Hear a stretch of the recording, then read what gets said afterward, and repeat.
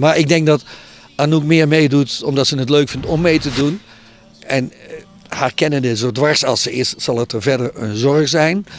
Ik hoorde gisteren al dat er een klein relletje is, omdat ze zich niet helemaal aan de afspraken van de Tros houdt. Maar als je Anouk inhuurt, dan moet je dat gewoon, dan kan je, Anouk doet wat Anouk wil.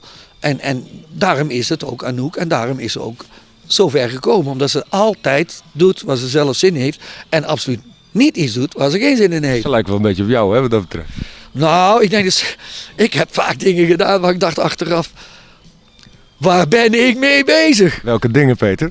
Ik heb wel eens platen gemaakt in het verleden, ook met artiesten, dat ik later dacht van, of liedjes zelf gemaakt. Ik heb zelf liedjes gemaakt, ik heb een jip op mijn lip en dat soort rare dingen, waarvan mijn zoon weer vindt, die moet je allemaal weer op plaat uitbrengen, want dat kan gewoon zomaar cult zijn. Ik heb een jip, yeah, al op mijn lip en die jip is zo dik, yeah. Ik vond dat wel leuk, maar ja, hoe oud was ik toen? Ja, of 24, 23, 24.